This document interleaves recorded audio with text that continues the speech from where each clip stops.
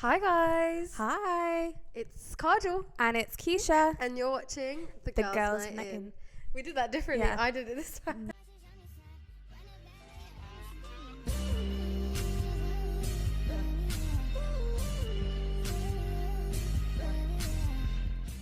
Sorry for the long break that we've had on the podcast. We've just had a really busy couple of weeks. Literally. I went to Paris and it was a movie. It was literally a movie. Yeah, like I'll probably talk about it in a future episode. Yeah, definitely we need to talk about it in a future episode. I need a rerun of your time in Paris because every time you tell it to me, I relive it in my head and it makes me so excited. I know. It was literally a movie. Like, if you guys don't know, if you don't follow me on Instagram, we had dinner with Little Baby. That's just crazy And to me. He posted us on his Instagram. So, yeah, you could just say that I had like a really weird Paris trip. I've never had a holiday like that in my life. But yeah, I'm back now. We're back She's now. back. She's famous. She is basically I'm back to my day friends job. with a rapper. I'm no longer a celebrity anymore. she, listen, you are a celebrity now. You can get us in touch with Lil Baby. Yeah, maybe we should put Little Baby in the podcast. It's possible. We should. It's possible. But the thing is that everyone like always makes jokes because no one can really understand what he's saying. I know, but do you know what? Even if we have him on here and you guys watch it on mute, I promise you, it's worth it. It's worth it. So yeah, let us know if you want a podcast with Lil Baby. Maybe we can like rap with him. Oh my god. Anyways, today's episode is actually a really interesting one that Saga came up with. I'm not going to take credit for it. But it's all about influencing and life as an influencer, creating content, Love Island. So yeah, let's get started. Yeah. Should we start with the Love Island documentary? Yeah. So I watched the Life After Love Island documentary on Channel 4 a couple of days ago, and I found it so interesting. So if you're watching this and you're like Keisha and you've never watched Love Island before, Love Island is basically like a dating show that people used to go on to find love. Now, a lot of people just go on there because of what happens afterwards. Like career-wise, it's so good to boost your career in like influencing, music, anything you want to go into basically, because it really puts your name out there. So yeah, this was kind of like a different type of documentary showing us what happens to those contestants that don't make it after Love Island. Like, what do they do? Like, and there's quite like, it was really eye-opening for me as someone who doesn't watch Love Island. I don't watch it for no particular reason. I just never get around to it, but I am going to catch up on this season. I feel like when I was watching that documentary, it really stood out to me because I was like, wow, these people who go on to Love Island, probably with the expectation of coming out with something else, then have to come back to living a very similar life to what basically they started at. Yeah, so a lot of them actually quit their jobs to go on Love Island because they just think that everything's just going to fall on a plate for them afterwards, which most of the time it does. Don't get me wrong. Like, if you're actually shown as like one of the main characters of the show, definitely you can make a career out of it afterwards. But my problem with that documentary is that there was no kind of like work that they kind of showed after the show. So people went on it, they came out, they don't have a niche that they can fit into or slot into afterwards, like after they come out of the show. For example, I mentioned this on my TikTok recently. People like Molly May, she already had a platform going in. So she already knew the direction that she wanted to go into, and she knew that Love Island was going to boost that. It's like a stepping stone, right? It's going to boost whatever she was up doing before. So when she went on there, people liked her outfits, people liked her hair. So what do? They go onto her page and they find out where these outfits are from. They find out where she gets her hair extensions from. And that's how people are influenced, because she's gone on there as a advertisement. She also really knew her audience. Yeah. And I think, like, you know, I was talking to Kajal about this earlier, but, like, for example, when I was watching that documentary, when I was watching the part about Wes Nelson, Yeah. and, like, how he's come out and he's become a singer, and he was basically saying, whether I had Love Island or not, that is the path that I wanted to go down. So he stayed very true to himself in the way that this is my passion, and I'm going to use Love Island as the stepping stone to basically make that goal easily achievable. Yeah. Whereas before, you know, he might have had to jump through quite a few different stepping stones to get there, but still knew that he wanted to get there. I definitely feel like if you go into Love Island knowing that, hey, do you know what, this is my passion, maybe I want to talk about this a little bit more on Love Island, maybe when I come out I'm going to hit that audience more because they'll be more interested. I definitely think that that's a great approach to go into Love Island with. Yeah, 100%. And also, just using Molly May as another example, they didn't feature her on the show. She was never going to go on that show. But when she came out, she was very selective with the brands that she worked with. Like, every single time, like, someone goes on Love Island, I go on their Instagram page afterwards, ad. As I'm scrolling down, there's so many ads from just random companies like Skinny Tea and like Protein World, and these people have no interest and they probably don't even use these things. We all know that they won't use these things. So brands have kind of woken up after a while and realized, actually, we need to be a little bit more selective with what influencers we work with, because then they just look unauthentic. Molly May came out and she was like, nope, I'm only working with Pretty Little Thing. I'm only working with Beauty Works. And people trust her because of that. So I just think the way you approach it afterwards is key to your success with how well you're going to do. Another person that's doing really well is India and Dami. Yeah, they are killing it. Like, I love them too as a couple. I think even on the show, they were the it couple. So when they came out, everyone was like really interested in their journey afterwards. India is smashing it. She got a deal with Pretty Little Thing. She got a deal with Boots. But they suit her. Like, she's into fashion, so Pretty Little Thing. She's into makeup, so Boots. It suits her niche and what she wanted to go into anyways. But people like Ikenna on the show came out and was trying to get more work. He doesn't really have a niche. He wasn't really into fashion like that before. Yeah, exactly. And you don't really know what he's about. Yeah. I think when you're like, when people come out of Love Island and they stay authentic to themselves and are like, oh, actually, do you know what? I'm only going to work with what I'm passionate about. You can see that. As someone who like scrolls on Instagram, who Kajal, like when I look at your like profile as well, I know that whatever you are wearing, whatever you are talking about, you use it. Yeah. Because you can see it. Yeah. If there's someone being like, oh, like if I went on to Instagram and let's just say, for example, basically I get lots of DMs saying that, hey, do you want to buy our waist trainer, or we're going to send you our waist trainer, do you want to go ahead and promote it? And I'm like, no, because I don't believe in that. Yeah. But if I was to jump onto Instagram now and be like, oh yeah, guys, like I've started wearing this waist trainer, you've got to use it. It just doesn't sound authentic because I genuinely don't believe in that, and you probably wouldn't see me believing in that. Yeah, and people know, like, you know your audience. They're going to clock you. They're going to literally realize that you do not use that. Like, don't be silly. So I just think, like, I just found that show so interesting. Like, seeing the other side of things. Especially someone like Coco, who came out and has gone back to her job at Attic in Windsor. I didn't realize she worked in Attic in Windsor. Yeah, same. Like, that's crazy. I've been there once, but it's like a student club, if you're wondering. But anyways, so she's gone back to that job because obviously after the show she didn't get as many brand deals, and the brand deals take a while to come through, and she was complaining about that. But every brand deal doesn't get paid on the same day. It's like working a 9 to 5. You work a 9 to 5, you go into work, you don't get paid on the same day, you get paid at the end of the month. Like, I just don't get where that complaint really came from.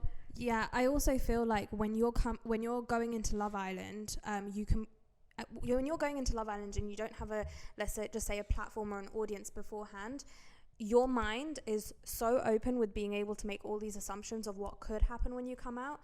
And I think looking at, like, let's just say the lives of someone who's really successful in the influencing world, you might notice that, oh, this person's like wearing the latest clothes, buying the newest shoes, but they also work in a way where they have to go ahead and create that content, which takes so much time. Like, I see Kajal doing it all the time. They have to make that content, edit that content, send it for approval, I'm sure. Yeah. And then you get paid. Yeah, exactly. So that goes into our, like, next point of life as an influencer. I've kind of spoken about it before in this podcast, but essentially what you see on the internet is not what it's like behind the scenes. And it's my fault for not also being transparent with that, like completely transparent with that. I am quite open with it, where like when I'm on TikTok live and I'm talking, I'm like, oh, I have to do this and I have to send it for this, da, da, da. But there's a lot that goes into than just posting a photo. Like, for example, I mostly get my brand deals on TikTok recently now. So on TikTok, I'd have to like film a video, and they'd want a specific type of video, and they want it in this lighting, wearing this type of clothes, with this kind of hairstyle, like the transitions that they want. They're very particular in what they want, and I'm not complaining, don't get me wrong, I'm not complaining. I'm just saying that I can't just whip out my phone and do it how I like all the time. Like, they have like a specific way of doing things. Then I have to send it to them for approval, and then they have the right, because they're paying me, to say, actually, we don't like this, can you change it? So that would mean me refilming the whole entire video and then posting it. So you guys just see like the end product. You never see like the behind the scenes of it, which is fine, because I'm not saying like jobs don't have that. Jobs, obviously, you have to work to like get something out there.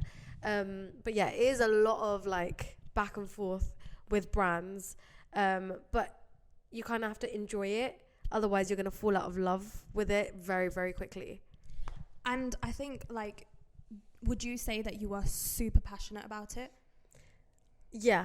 Because I feel like for me, as someone who's watching your profile, that comes through. And I think if it's not something, like, for example, like when we were talking about Love Island, like if you go into this thinking, oh my God, quick fame, quick money, all of this, it's not. Like when you come out, it's not. You're still going to have to work for that. You're still going to have to work when it comes to editing. And I think people have this expectation of, it's like, oh, as soon as you get free clothing, or you get, you know, you have to post content on this, you have to really think about that content. Yeah, you do.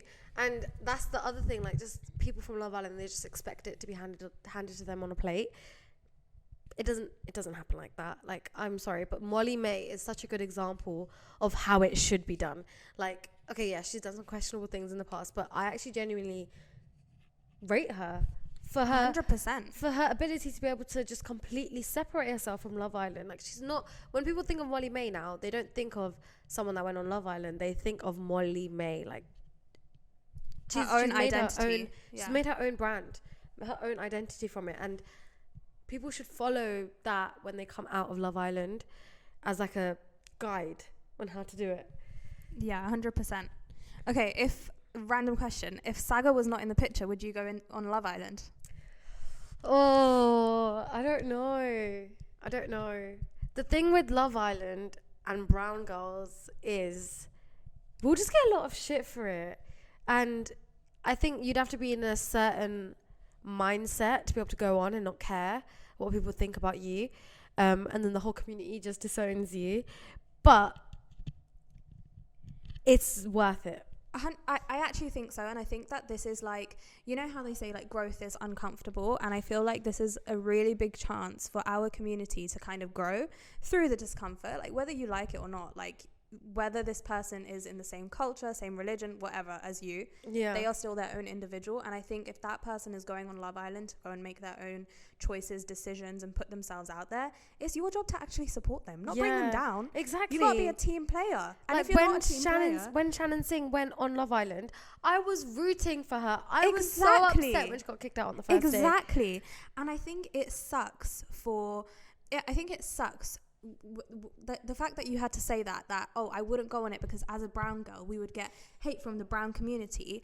I think that is actually, it's a very sad standpoint to think that, do you know what, the people who are bringing you down are your own people. Yeah, it's actually really bad, and I think someone should go on there, a brown girl, and prove it completely wrong, because I'd be rooting for them. And I think at first what will happen is that there'll be a lot of backlash about this person being on Love Island, but as the series continues, I think there'll be like a newfound respect and love for this person. And can I just say something, like I've gone to my my granddad's, and I see him watching a Big Boss, which is basically like the Indian version of Big Brother. Oh yeah. Okay, lots of Indians on there, another reality TV show.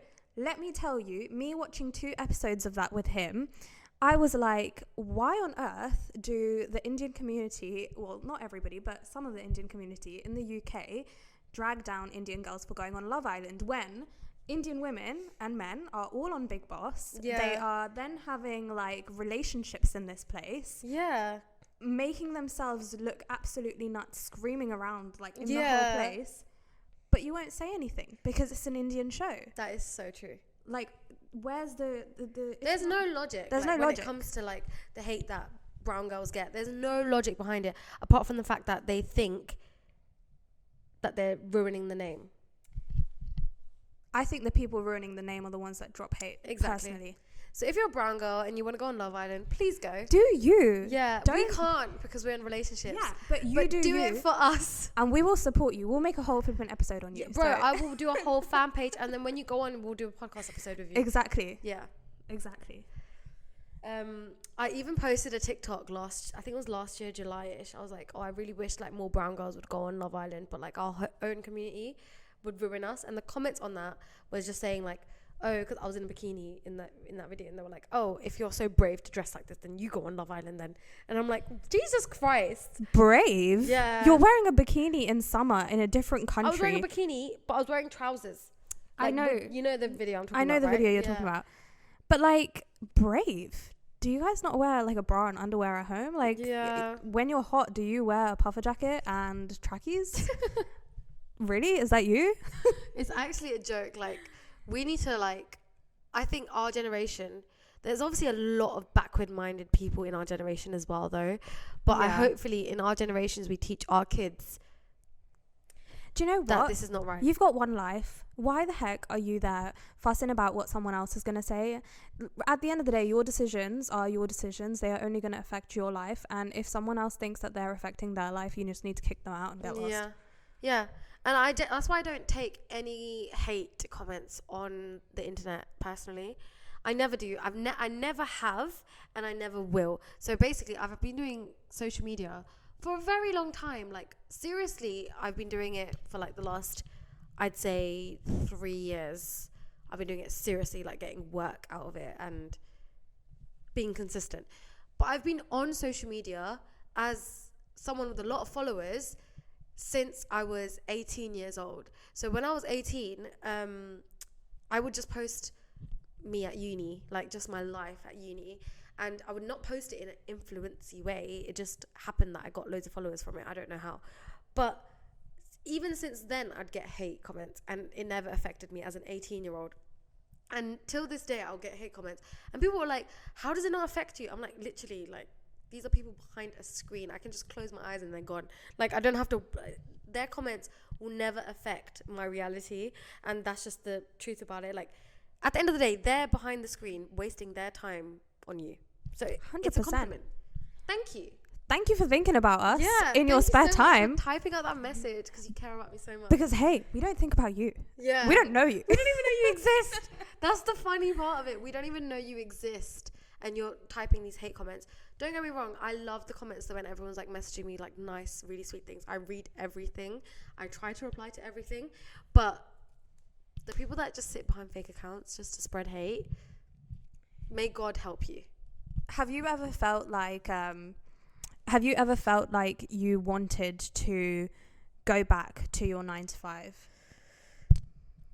I haven't had that feeling just yet. I just haven't. But I always get comments on my lives just saying like, how do you make money like from this? So I'm an influencer, but obviously I don't have 100,000 followers. Like, I'm not a huge influencer.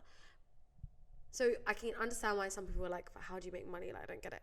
So I have this job as an influencer, but I also work with other brands to help them create content. So I haven't got one stream of income. I think right now I've got like 4. So that's how I make money. So, and because I have so much flexibility around the work that I do, I just don't think I could ever go back to my 9 to 5. But I think that's also so inspiring because as someone who's like listened to a lot of podcasts and like read a lot of books, like having multiple sources of income, especially right now, like at your age, you leaving your 9 to 5 and doing that is so amazing. Yeah, it took me a while after my 9 to 5 to get into this point though, but I'm quite happy where I am at the moment. Like, I'm actually quite like, I just don't think I can go back to my 9 to 5. I'm earning more than my 9 to 5. Why would I do that? Yeah, no, 100%. I'm not gonna lie, like I'm not like influencing, if that makes sense, full time, but I feel like I have multiple sources of income at the moment as well. Yeah. My biggest one, of course, is coaching, fitness with Keisha. But I have had a few times where I've been like, do you know what? Sometimes do I just want to go back to consulting? Yeah. Of course, like the difference in the amount of money that you make per month is like ridiculous. Yeah, and it's also the flexibility of it. The flexibility of it actually is different as well. I feel like I can actually have a bit of a life. Yeah. When I want to. Yeah. But that's the part that I found really difficult. What's that? I found it really difficult knowing when to stop after I finished my 9 to 5. After I left my consulting job, I genuinely felt as though I needed to work constantly. Yeah. I was not kind to myself in the way I was like, oh, I'm okay with taking a day off or a holiday. Yeah, so I'm at that point right now. Like, I think I'm constantly working. My friends actually sat me down on a FaceTime call the other day to tell me off. Because, like, I basically had a dinner with them on Sunday and I didn't end up going because I was just so drained because I was at work the whole day, like, doing my other thing that I do.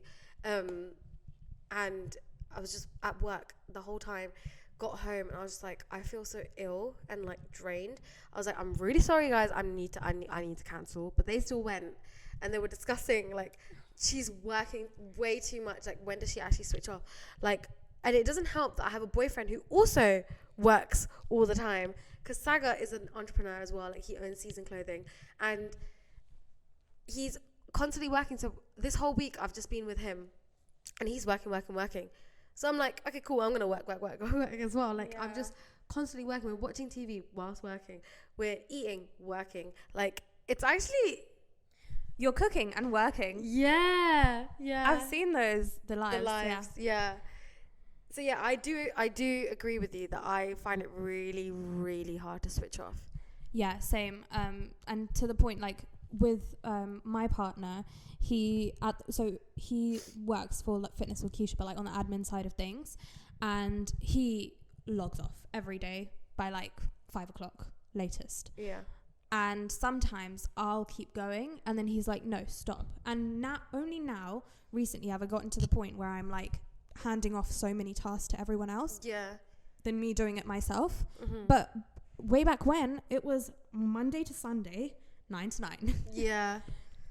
I think it's really hard for me to kind of like adjust because before, when I had my 9 to 5, this was my 5 to whatever time I'd go to sleep. Yeah. So because it was like my side thing and my hobby and I really enjoyed it, I would just do it after work because it didn't feel like work. But now, even now, it doesn't feel like work. So I just feel like I'm just doing something because I'm having fun while doing it and not realizing actually this is not my free time and how I should be spending my free time. My free time should be me actually just chilling. Of course. But it's really difficult. It's so hard to explain, but I also think it's really refreshing from... like for me personally, having friends like you, like Pav, like people who are extremely driven. Yeah. Like times like this where we're sitting here in front of the camera and recording, these are paving the way to another source of income, if that makes sense.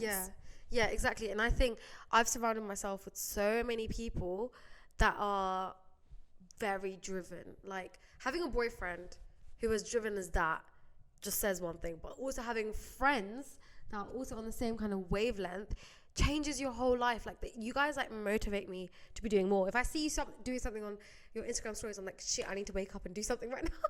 Like it actually gets me out of bed. Do you know what I mean? So I have loads of friends now that are like doing their own hustles, and it's so inspiring to see because I've come from a place where it's like really, really small-minded people who just most of them didn't even go to university. Like they just went into a job straight away. And that was kind of like how life was planned out for everyone at my school.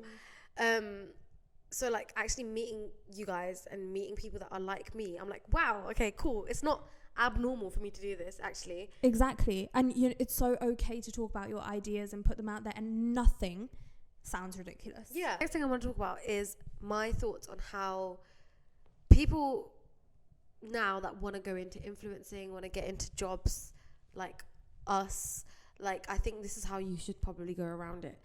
First step, be authentic. Resonate with your audience. Like, I think once you build up a platform where people know you, people can like relate to you, people can understand what you're like as a person, you'll gain so much trust and kind of, trust and loyalty from your followers. And people like seeing that. Like, people like seeing personality these days. Like, I think Instagram is very like pretty pictures and like the highlights of someone's life. But no, like, show everything you go through, show obviously the things that you want to show, not everything if you don't want to show everything, but be very transparent with your audience, and I think that's what will make them really like you. Also, like, yeah, I completely agree. And also, people want to be able to resonate with you in a way that they see them a part of themselves in you, if that makes sense. Like, you want to be watching a video and be like, oh, you know what, this person stutters as well, I would so do that too. Like, I just think, like, recently I've been really like doing loads of YouTube videos, being on TikTok, talking a lot, so like a lot of people are messaging me like, you're actually like really funny. I'm like, thanks, like I really do try. And I just think that's so like important with like building an audience. Like, I feel like right now it is actually really hard to grow your platform because the industry is so saturated. But just do it. If you want to try something new, just go for it. Like, you'll never know unless you try. And be yourself. Like, be yourself. Yeah, like when I'm on TikTok, I know that the TikToks I stop at is when someone is talking to me. Yeah. Like, genuinely, like, know your audience and speak to them, because there is someone, in fact, there are probably over 1,000 people right now that will relate to you and whatever your situation is. Like, I remember even when I speak about PCOS on my page, or if I speak about the fact that, I don't know, like, I need to go ahead and like wax my face or shave my face or whatever. Yeah. I know that there are other ladies going through this right now, and sometimes, you know, it might just help someone feel heard because they just feel like they can't speak about it. Mm-hmm. Yeah. Thank you so much for watching.